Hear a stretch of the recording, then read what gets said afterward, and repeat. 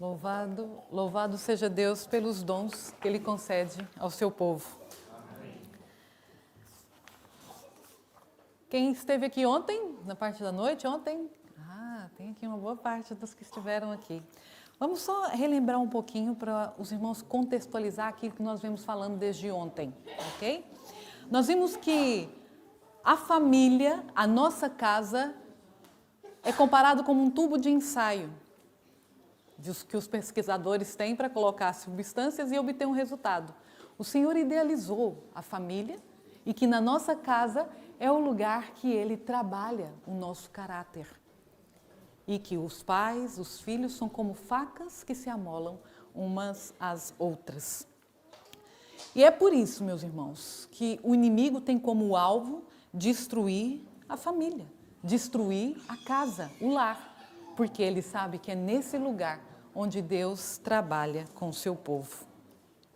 Existe um episódio dos muitos, que aconteceram com o povo de Israel, que eu quero trazer para a nossa reflexão nessa manhã. Sabe que isso que aconteceu, eles estavam quase chegando a Canaã prometida, Canaã terrestre. E nós nos identificamos muito, sabe por quê? Porque nós estamos quase chegando e alcançando a nossa Canaã celestial. Amém. E Paulo, firmado no que Paulo diz, nós vamos entender que essa história serve muito para nós hoje. Abra sua Bíblia em 1 Coríntios 10, 11. Veja o que Paulo nos diz. 1 Coríntios, capítulo 10, verso 11. E depois eu vou contextualizar a história da nossa reflexão de hoje.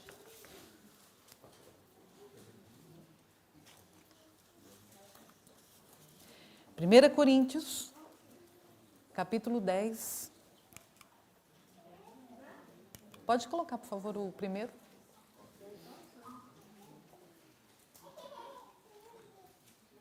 Primeira Coríntios, capítulo 10, verso 11. Deixa só o primeiro slide já, por favor. Diz assim na minha versão: ora, todas essas coisas lhe sobrevieram como figuras ou como exemplo, em algumas versões diz exemplo. E estão escritas para o quê? Para aviso nosso, para quem já são chegados os fins dos séculos. E o contexto todo do capítulo é ele falando aquilo que Deus fez, aquilo que aconteceu, onde foram os acertos e os erros do povo de Israel. Então a história de hoje, antes de nós lermos lá alguns versos, eu quero falar para vocês, ela é conhecida. Foi a história de Balaão. Sabe que o rei Balaque, dos Moabitas, inimigos do povo de Deus, ficou muito aflito quando viu que o povo de Deus estava ali perto da nação dele. E o que ele fez? Ele lembrou-se que havia um profeta lá na Mesopotâmia, longe do lugar onde eles estavam, que faziam coisas sobrenaturais. E ele pensou, eu já sei, eu vou chamar aquele profeta para vir aqui e amaldiçoar esse povo.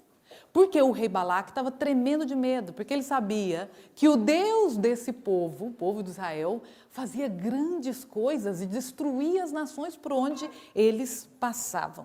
Então, ele mandou presentes, fez muitas promessas para esse profeta, que infelizmente era um falso profeta. Ele havia se apostatado, ele era um profeta de Deus, mas havia se apostatado, porque o seu coração, ele entregou o seu coração à ambição, à ganância, às coisas dessa terra. Mas ele se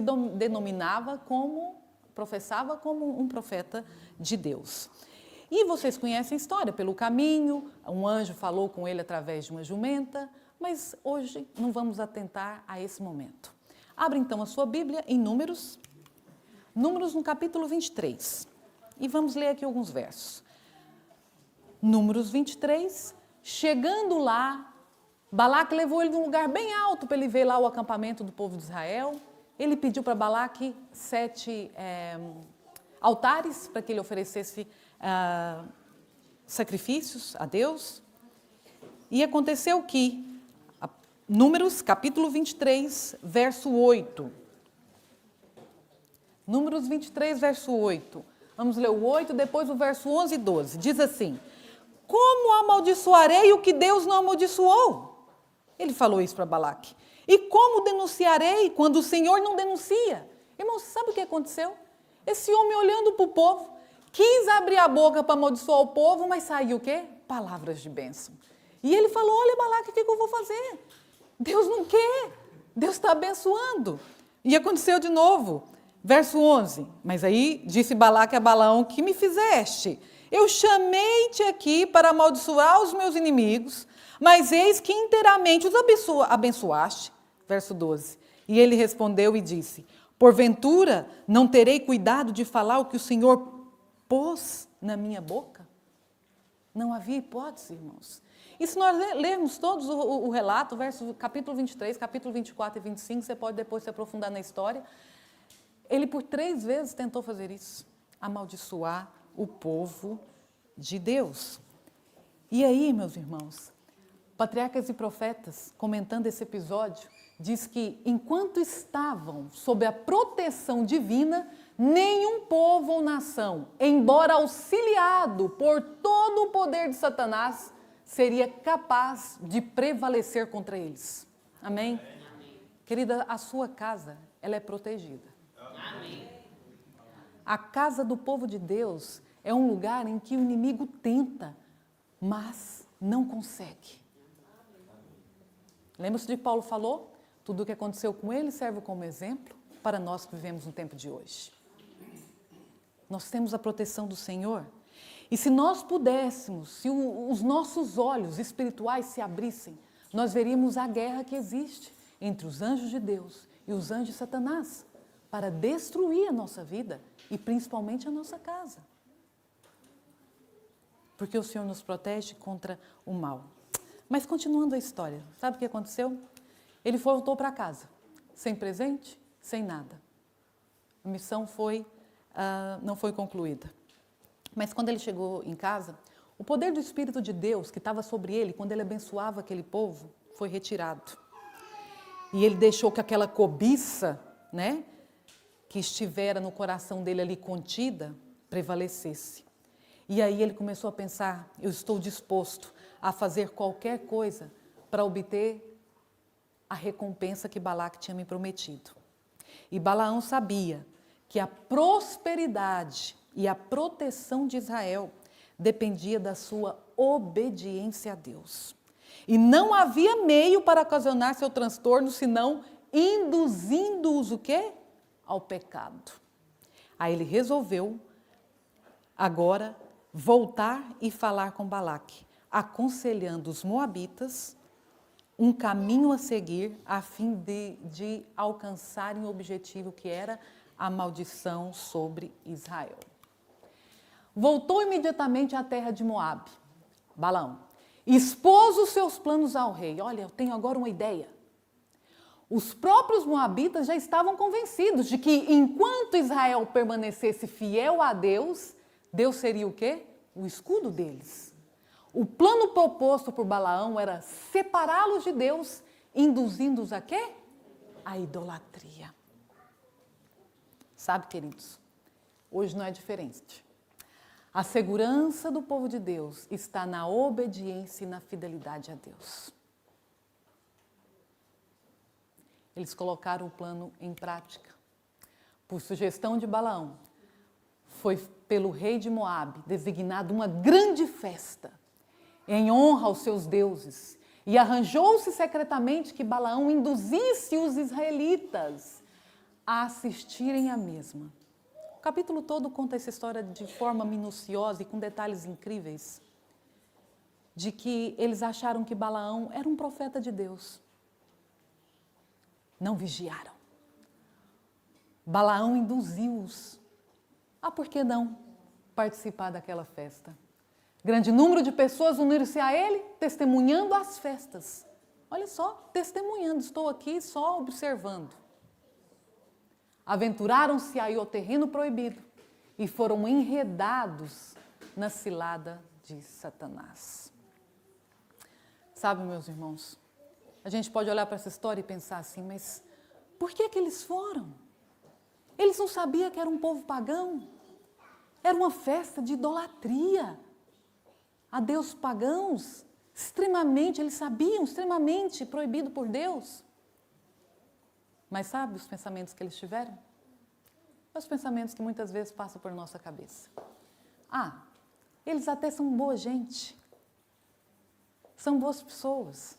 Estamos aqui já convivendo com eles, ou nossos vizinhos há muito tempo. Não há problema nenhum em uma festa.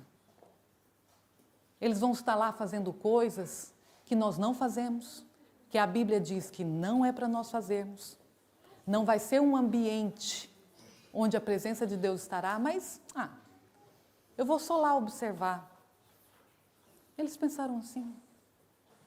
E o que aconteceu? Foram enredados na cilada de Satanás. A autoconfiança, nós pensarmos que nós estamos seguros, destrói muitas vezes a nossa vida espiritual, a nossa fé e a nossa família. Porque, infelizmente, nós falamos que os jovens vão, os jovens fazem, mas isso não acontece. Às vezes nós vemos famílias inteiras, pais com filhos, em ambientes claramente declarados, que não são ambientes próprios para cristãos. O povo de Deus hoje tem frequentado locais dos quais há 30 anos atrás, e aqueles que estão há muito tempo na igreja sabem disso, nós sabíamos que eram locais que nós não íamos. Era claro para o povo adventista sétimo dia não frequentar tais ambientes, que hoje nós vamos com a nossa família. E eu fico pensando, meu Deus, o que está acontecendo? O que está acontecendo? Nós estamos acampados no limiar de encontrar Jesus Cristo voltando no céu e estamos o quê? Voltando atrás. Com os nossos pensamentos de não tem nada a ver. Qual é o problema? Eu só vou lá um pouquinho.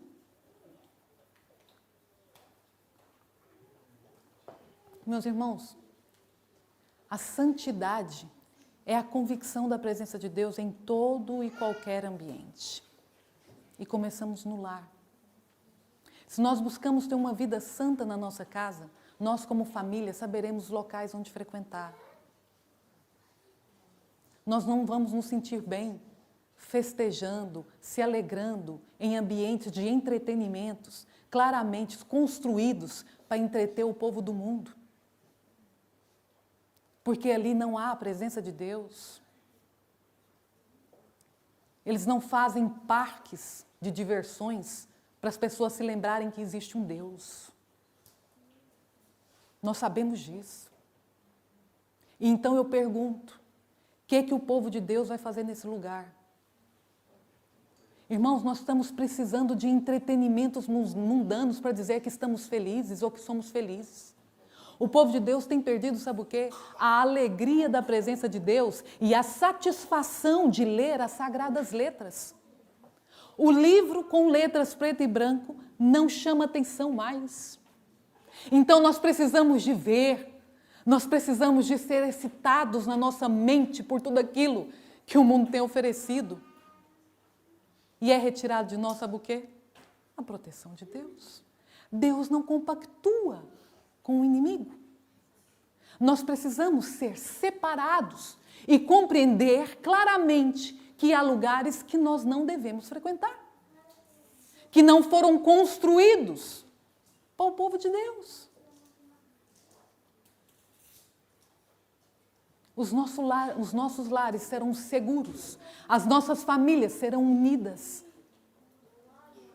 se nós compreendermos que precisamos estar buscando a alegria e a satisfação do céu, ainda aqui na terra. E essa alegria está na presença de Deus. Não vamos confundir entretenimento com recreação. O Senhor quer que nós descansemos, o Senhor quer que nós nos alegremos. Mas tudo dentro daquilo que é santo, daquilo que os anjos também podem fazer parte ali conosco. Porque há locais que eles não estão. E isso era muito claro alguns anos atrás. E está se perdendo. E quando você se vê meio confuso, porque que antes podia, agora não podia, sempre não pôde. A palavra de Deus é a mesma.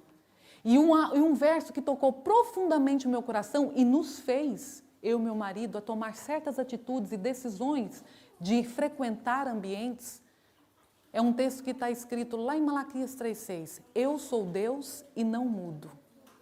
Então, se Ele é Deus e não muda, e a palavra dEle é para mim, para o povo de Israel naquele tempo, e é para mim hoje, quem está mudando? Quem está mudando? O inimigo está à espreita. E a palavra diz que ele veio para matar, roubar e destruir.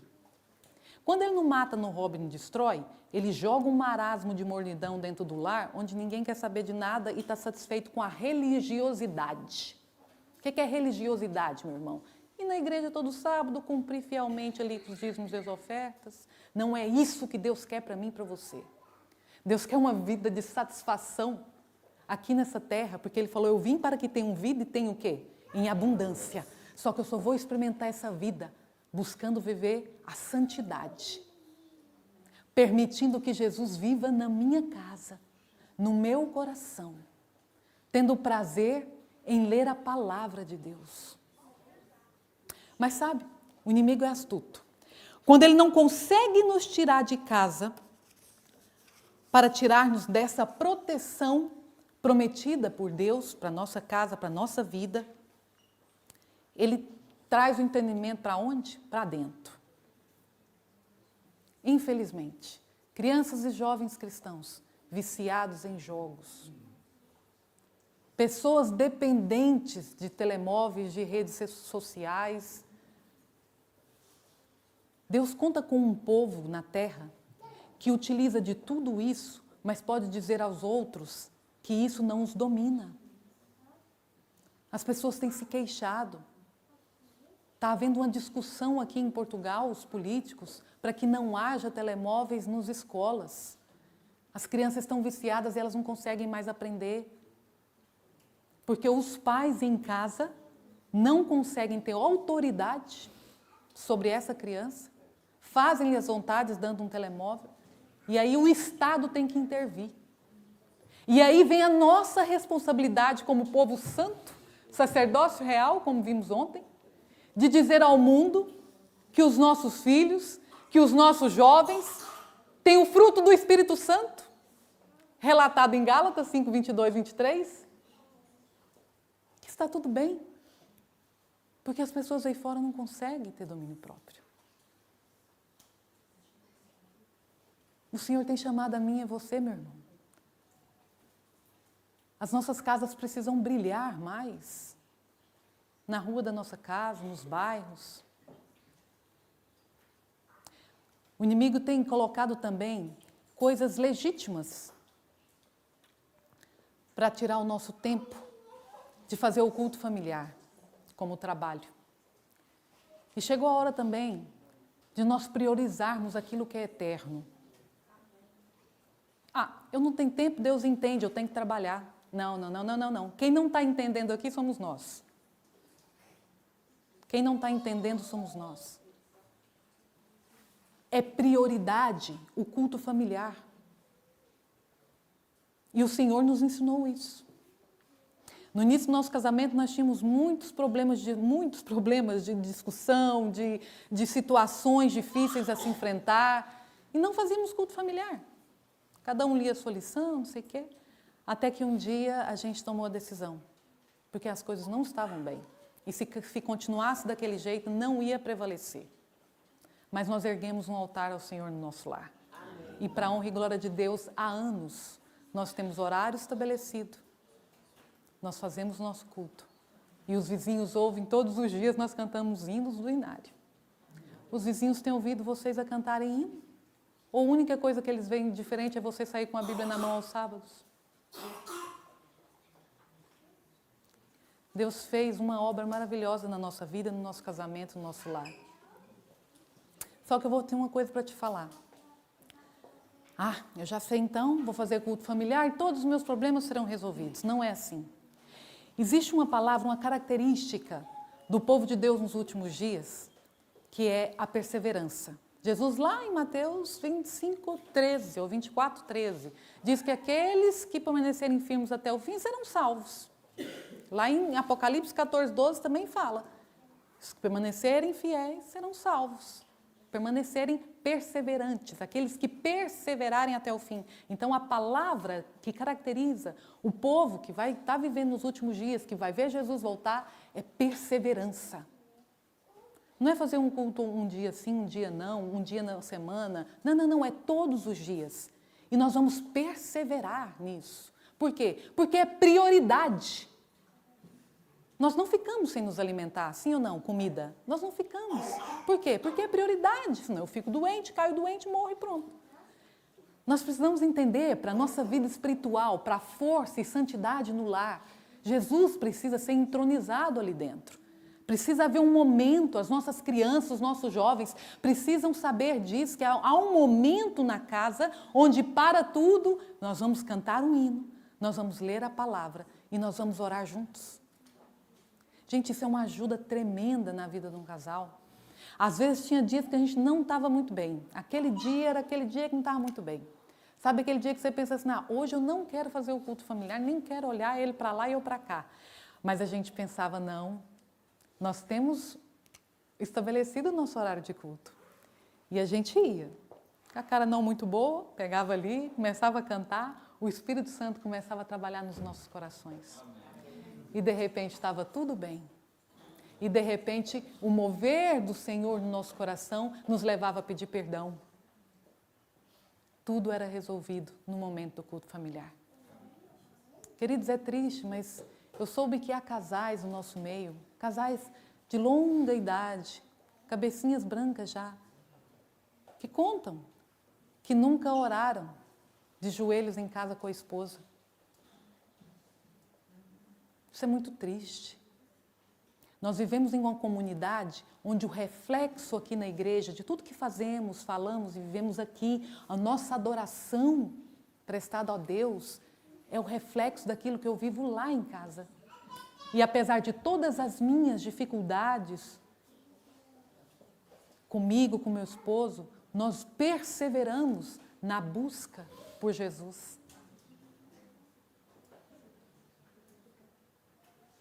E muitas vezes a gente quer buscar a Deus e quer que Ele faça um milagre, no sentido de mágica. Não. Perseverança em fazer o culto familiar. Grandes coisas Deus quer fazer na nossa vida, mas Ele não tem como agir, porque Ele olha e a gente está dando brechas para que o inimigo venha tomar conta. Jesus está muito, muito perto de voltar. E Ele vai vir buscar um povo consagrado. Um povo consagrado lá em casa. Um povo que está buscando todos os dias ser cada vez melhor, um para os outros ali. Melhores pais, filhos melhores, mais obedientes. O marido melhor para a esposa melhor para o marido. Pessoas que comunicam a Ele, que são sinceras para com Ele, diante de tantas falhas, de que precisa de Jesus. Porque o Senhor estabeleceu um ideal, e nós olhamos para esse ideal e falamos, é difícil, e desistimos. Não, o mais difícil Ele já fez, você pode ter certeza. Todo o ideal de Deus que Ele estabelece para mim e para você, é porque Ele vai nos dar força para cumprir, para fazer. Então, por que a gente desiste? Não vamos desistir, meus queridos. Vamos continuar perseverantes nessa caminhada. Sabe que o homem, ele é o pastor lá em casa. E eu ouvi um testemunho de um ancião da nossa igreja que eu gostei muito, eu quero partilhar com vocês. Ele disse, irmãos, a minha filha adolescente estava com muitas questões lá em casa e virou e falou, pai, eu quero saber por que é que na igreja adventista a gente não usa joias. O pai olhou para ela, tudo bem, minha filha? Sentou com ela, abriu a Bíblia e esclareceu na Bíblia para essa filha adolescente. Essa é a atitude de um pai cristão, meus irmãos. O pai é o pastor. O pai precisa conhecer a palavra para orientar a esposa, para orientar a filha. Na ausência do pai, é a mãe, a mulher. Os pais são representantes de Deus no lar. E toda e qualquer dúvida pode ser sanada através do estudo da palavra. Os nossos jovens não precisam ficar confundidos com as suas questões, porque tem famílias que abram a Bíblia em casa e leem e mostram, assim diz o Senhor.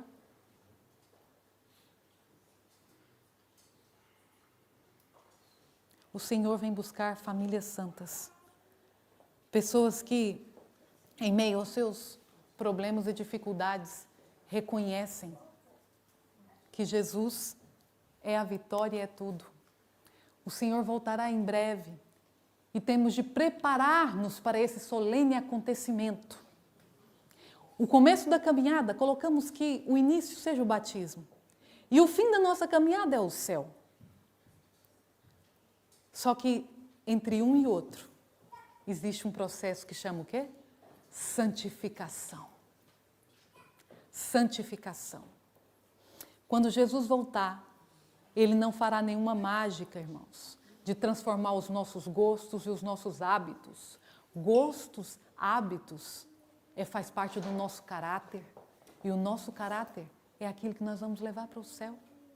Por isso que Ele fala, através da inspiração, que o nosso lar na terra pode ser um pedacinho do céu. Porque Ele está transformando, está nos santificando no nosso lar, para a gente sentir prazer em viver no lugar onde tem preparado para nós. Que a vossa vida diária no lar, na igreja, no trabalho, não. No lar, revele o quê? Os vivos princípios da palavra de Deus. E eu termino com o que Paulo diz lá em 1 Coríntios, abra sua Bíblia em 1 Coríntios novamente, capítulo 15. 1 Coríntios, capítulo 15, verso 57.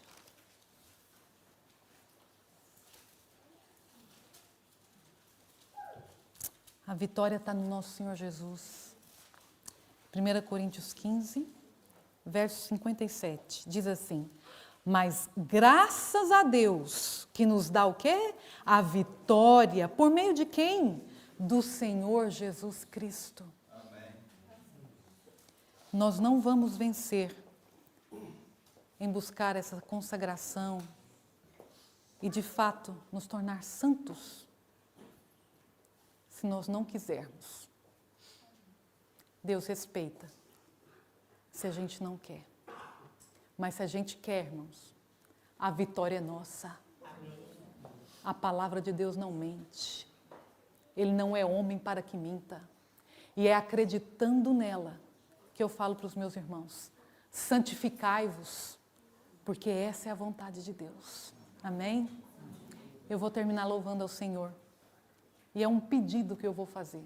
Se é também o seu pedido, eu quero que você fique em pé, para que os anjos vejam, para que o Espírito Santo tome conta da sua vida e te restaure e te fortaleça e que esteja contigo, meu irmão e minha irmã, lá no seu lar.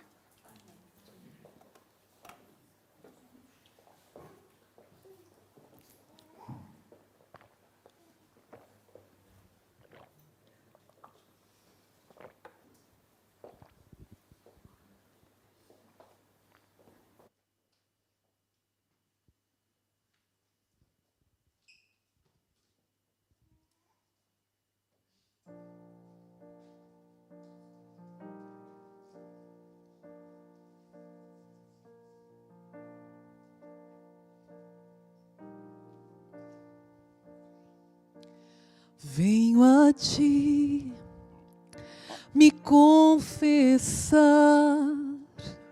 pra minha alma descansar. Sem tuas mãos perdido estou, guia-me por teu amor.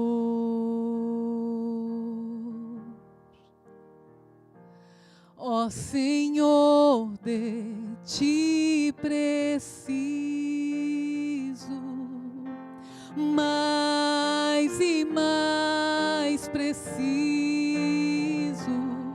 meu defensor, justo e fiel, de ti eu preciso.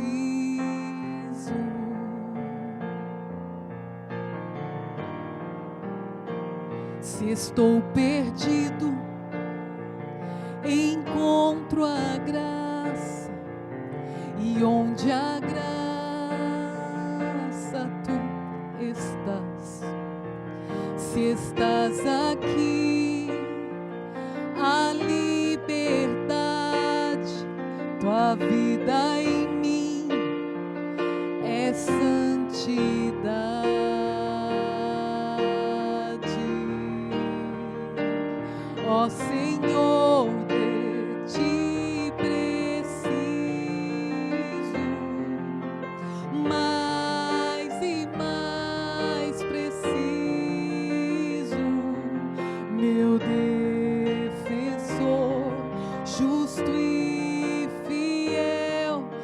de ti eu preciso.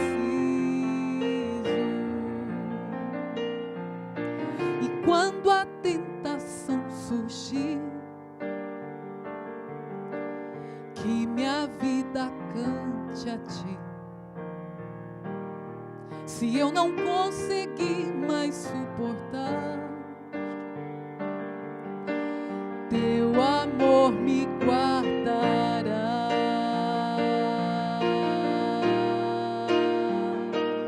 Ó Senhor, de ti preciso, mais e mais preciso,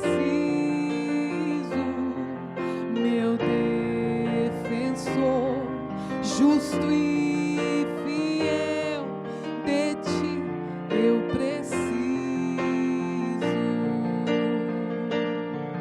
meu defensor, justo e fiel, de ti eu preciso, meu defensor, justo e fiel, de ti eu preciso. Amém, Senhor. Queridos, no capítulo 25 de Números, a gente vê a tragédia que aconteceu com o povo de Deus quando foi retirada a sua proteção. Deus não desistiu do seu povo, amém? E isso não precisa acontecer na nossa vida. O Senhor, por meio de Jesus, quer nos dar vitória. Feche seus olhos e vamos orar. Deus Todo-Poderoso,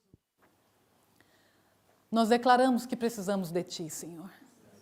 E se até aqui, ó Pai, nós não temos parado para refletir na seriedade da santidade que o Senhor quer que tenhamos e que vivamos ainda aqui nessa terra, que a partir de hoje, ó Deus, pela Tua graça, pela Tua misericórdia, o Senhor nos conceda esse poder e essa força para viver essa santidade lá no nosso lar, Pai. Que nós cresçamos como povo de Deus a cada dia no conhecimento da Tua palavra, no amor por Ti, Jesus, para que de fato, Senhor, o Senhor volte e nos tire desse lugar que não é nosso.